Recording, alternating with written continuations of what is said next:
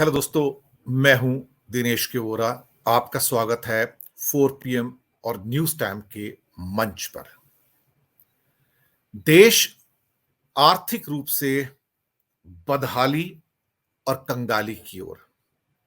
आपको यकीन नहीं आएगा, कोई देश बदहाल कब होता है, कोई देश कंगाल कब होता है। देश बदहाल तब होता है जब उसके ऊपर कर्जे का अथाह बोझ बढ़ जाता है।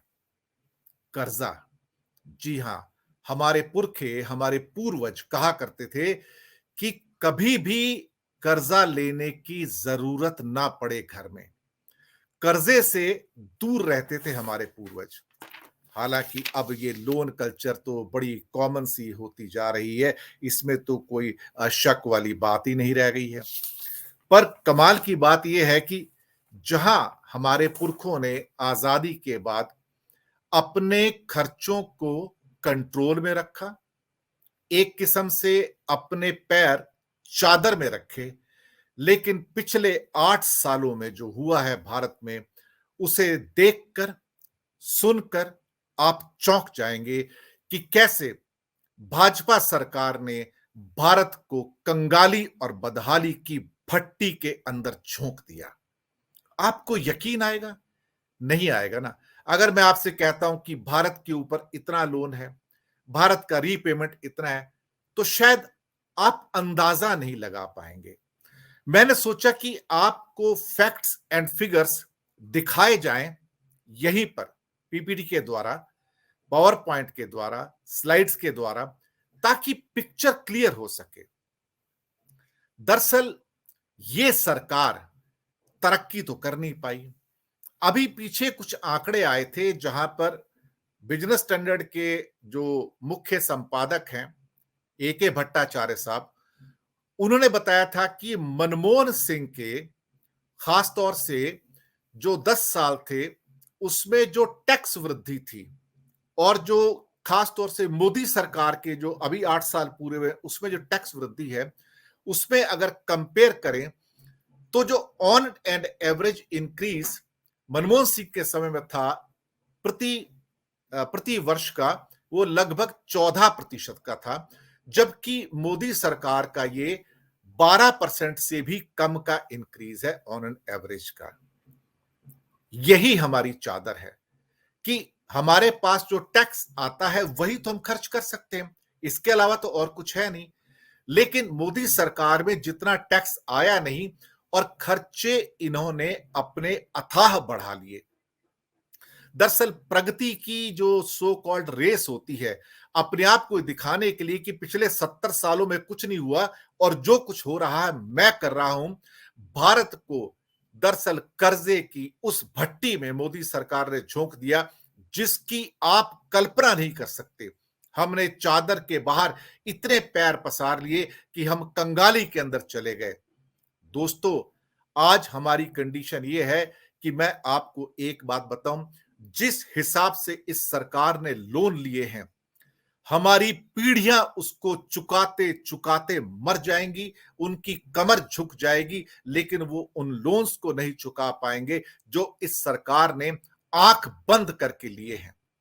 दरअसल इस सरकार ने इतने ज्यादा लोन ले लिए हैं कि अब इंडिया देखा जाए तो एक ऐसी कंडीशन में, एक ऐसी सिचुएशन में पहुंच रहा है जहां पर हमारा डेट ट्रैप, यानी कि हम डेट ट्रैप के अंदर आ रहे हैं, जिसको कंगाली के ट्रैप में कहते हैं। हमारी वही हालत होगी जिसको कहते हैं कि, जिसे आमतौर पर कहा जाता है कि पाकिस्तान और श्रीलंका वाला हाल है। जी हां, पाकिस्तान का इस time debt to GDP, GDP मतलब ग्रॉस डोमेस्टिक प्रोडक्ट, वो 90% से ज्यादा है। तो भारत का कितना है? भारत का 95.3, इसमें 62% सेंट्रल गवर्नमेंट का और 33.3% जो है वो राज्यों का है। देश तो एक ही है, लोन तो सभी ले रहे हैं, लेकिन उसकी जो गारंटेड होता है वो तो आरबीआई रहता है, और आरबीआई तो स्टेट के लिए भी वही है, और देखा जाए तो सेंटर के लिए भी वही है। अब यहां पर 95.3% आपके लोन है जीडीपी के कुल मिला के, लेकिन अगर मैं ये परसेंटेज में बात करता हूं तो शायद लोग कहेंगे 80% है, 90% है, 100% है, तो क्या हो गया, अमेरिका का तो 120% से ज्यादा है। लेकिन अमेरिका के पास तो अपनी एक करेंसी है जिसे वो बार बार छाप सकता है, डॉलर, और तब भी उसकी वैल्यू बढ़ती है। लेकिन हम अगर और छापते हैं तो हमारी वैल्यू कम होती है। भारत ने भी नोट छापे इतने सालों में, और इसलिए रुपया, वो 55-58 रुपए का जो रेट था मनमोहन सिंह के समय में 2014 में, आज खिसक कर 80 रुपए पे आया है। आप सोचिए, ये 55 से खिसक कर 80 पे आया क्यों? क्योंकि हमने लोन इतने ज्यादा ले लिए, जिसकी वजह से हमारा रुपया टूटता चला गया और उसकी कीमत कम होती चली गई।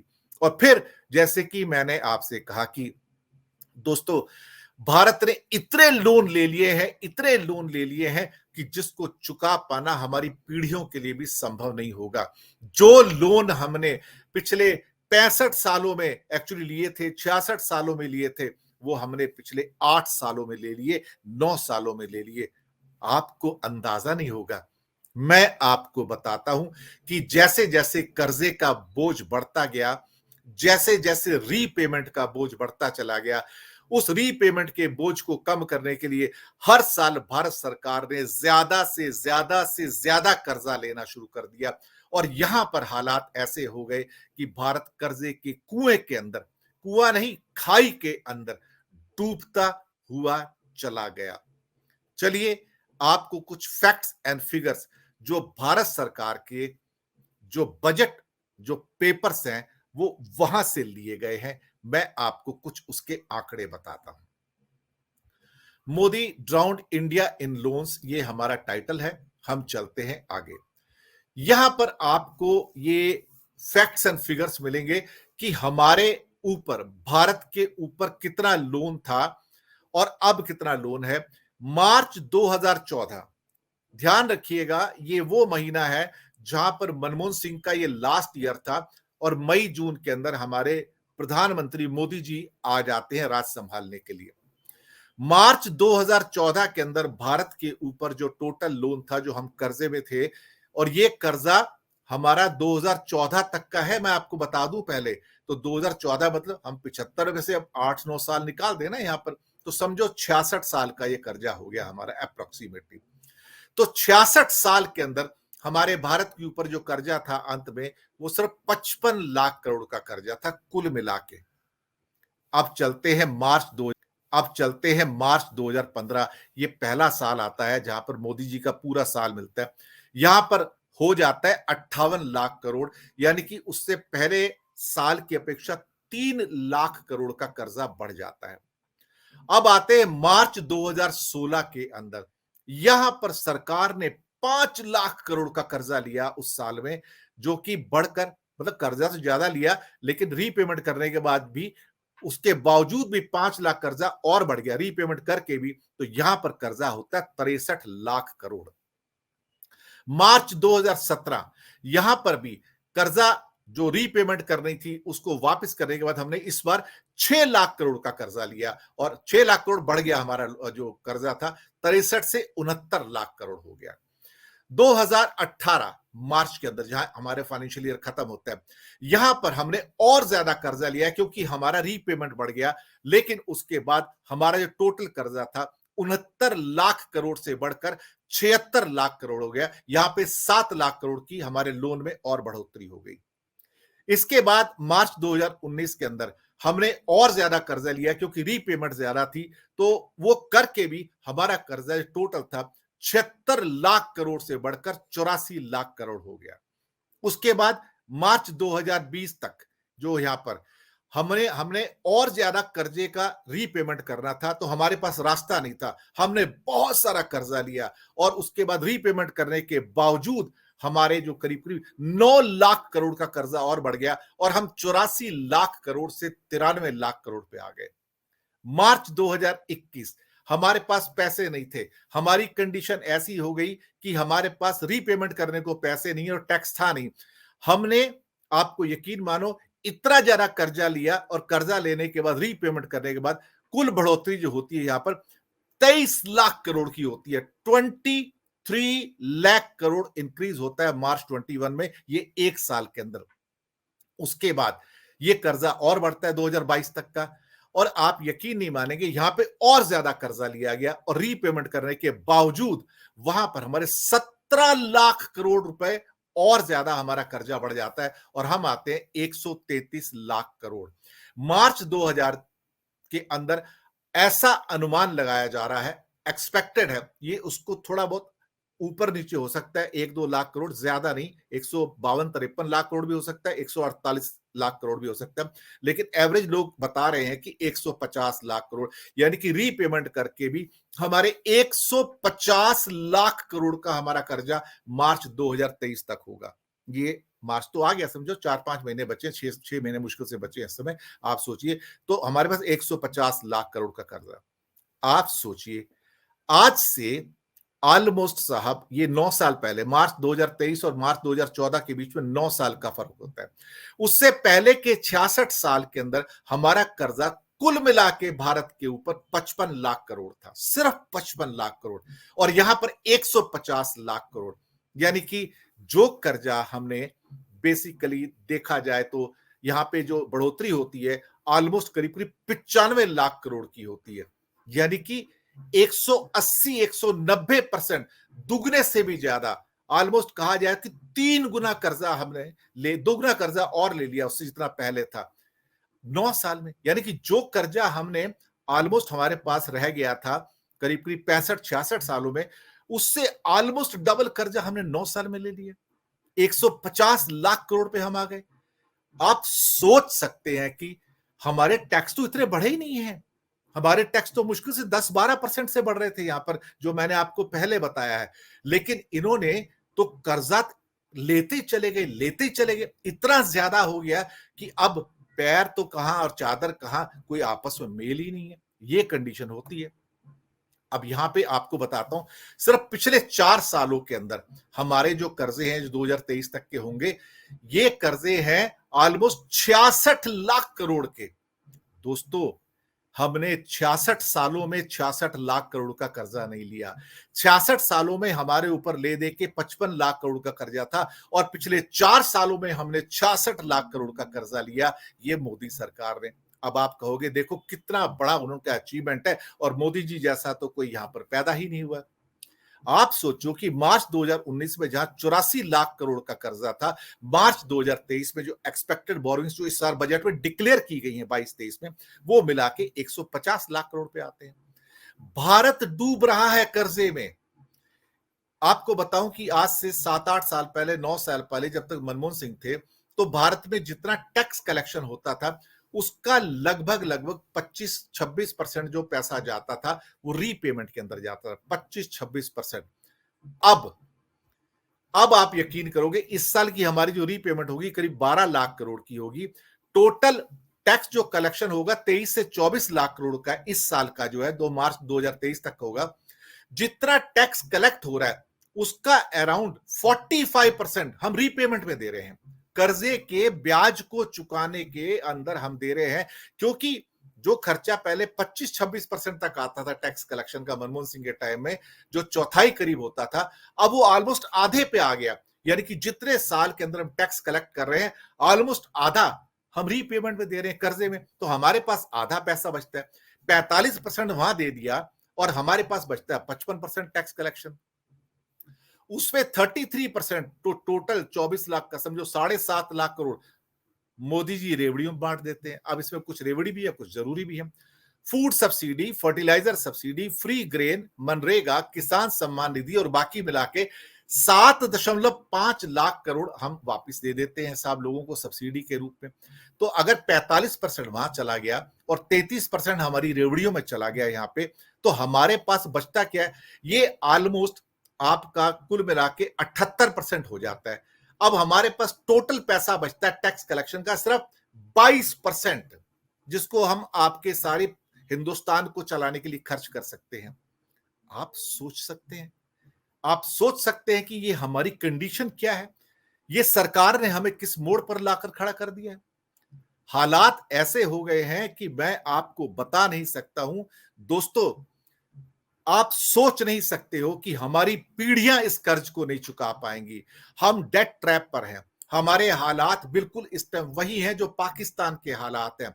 बस चूंकि और नोट छापे जा रहे हैं, आरबीआई के द्वारा दिए जा रहे हैं, लेकिन ये कब तक चल पाएगा? क्योंकि अभी और 2 साल के अंदर अंदर जितना टैक्स कलेक्शन होगा उसका 50% से ज्यादा हिस्सा हमारा सारा इंटरेस्ट रीपेमेंट में चला जाएगा।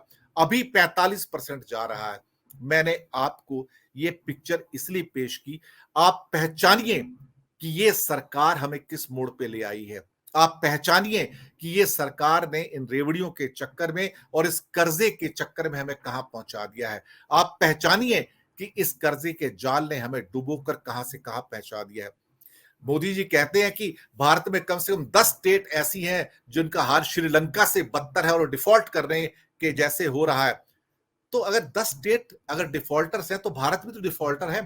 भारत की तो स्टेट डिफॉल्ट कर रही हैं, वही तो करने जा रही हैं।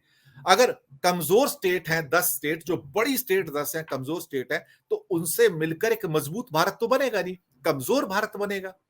लेकिन समझाए कौन इनको साहब, समझाए कौन? समझाना बड़ा मुश्किल है। और ये साल दर साल इनका कर्जा बढ़ता जा रहा है, क्योंकि और ज्यादा रीपेमेंट करनी है तो और ज्यादा कर्जा।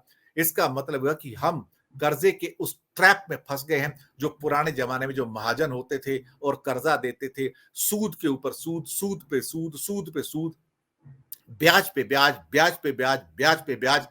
आज आप बैठ के डुगडुगी और बैठ के ढोलक बजा सकते हो, गुणगान कर सकते हो, लेकिन आने वाली पीढ़ियां, भारत की आने वाली पीढ़ियां इस कर्जे को चुकाते चुकाते चुकाते मर जाएंगी, तो भी ये कर्जा नहीं चुका पाएंगी। ये जो आपके सामने प्रगति का ड्रामा हो रहा है ना, ये सारे जो सड़क के जाल बिछाए जा रहे हैं और बेचे जा रहे हैं, कभी आपने सोचा है कि सारे पोर्ट, एयरपोर्ट, बिजली की लाइनें, गैस पाइपलाइन, रेलवे, रेलवे के ट्रैक, रेलवे स्टेशन, बस अड्डे, ये क्यों बेचे जा रहे हैं? ये इसलिए बेचे जा रहे हैं कि उस कर्जे से बाहर निकलने का कोई रास्ता नहीं बचा है। और क्या पता बाद में कुछ और बेचते हैं, कोई राज्य भी बेचते हैं, इनका क्या भरोसा है। और फिलहाल तो हालात भारत के ऐसे हैं जहां हम कर्जे के अंदर डूबे पड़े हैं, और इस कदर डूबे पड़े हैं कि कब हम डेट डिफॉल्ट में आ जाएं, या कब जिसे कहते हैं डेट ट्रैप में आ जाएं, या फिर कहा जाए कि कब हम कंगाली के दौर में एंटर कर जाएंगे, पता नहीं। ये तो झोला उठा के चल पड़ेंगे, लेकिन पूरा भारत एक खाली झोला उठा के रह जाएगा। उसके पास बाद में रोटी खाने को भी पैसे नहीं रहेंगे, क्योंकि सब पैसा तो कर्जे में चला जाएगा। उम्मीद है कि आपको इन आंकड़ों से आइडिया लगा होगा कि हमारी अंदर के हालात कितने नाजुक हैं, हमारी अर्थव्यवस्था कितनी जर्जर है, और हमारे हालात कैसे हैं। जो ऊपर से आपको दीवार के ऊपर पेंटिंग करके खूबसूरती दिखाई जा रही है, अंदर दीवार के अंदर दीमक लगा हुआ है। ये है हमारी आर्थिक व्यवस्था, और कर्जे में डुबो दिया है हमारे देश को इन लोगों ने, हमारे हुक्मरानों ने। उसके बाद भी अगर लोगों की आंख नहीं खुलती है तो मैं क्या कर सकता हूं। लोगों को अगर डूबने की आदत है तो फिर पाकिस्तान और श्रीलंका बनने में अब कोई बहुत ज्यादा देर नहीं होगी। कुछ ही वर्षों में भारत का भी वही हाल होगा जो हमारे पड़ोसी देशों का है। शुक्रिया आपका हमारे साथ बने रहने के लिए, लेकिन फिर गुजारिश आपसे हमारे साथ बने रहने के लिए, लेकिन फिर गुजारिश आपसे अंत में 4 पीएम के मंच को सब्सक्राइब कीजिए, बेल आइकन दबाइए, लिंक्स आगे भेजिए। साथ में न्यूज टाइम दिनेश के वोरा जो यूट्यूब चैनल है, उसके भी आप जाके सब्सक्राइब कीजिएगा, और साथ में बेल आइकन दबाइए, ताकि आप तक सही सच्चा विश्लेषण पहुंच सके। क्योंकि 4 पीएम और न्यूज टाइम ये आपके पास लेके आते हैं सीधी और सच्ची बात, सही बात, ऑथेंटिक बात। हमारे साथ बने रहिएगा, फीडबैक दीजिएगा, प्रोग्राम कैसे लग रहे हैं बताइए हमें।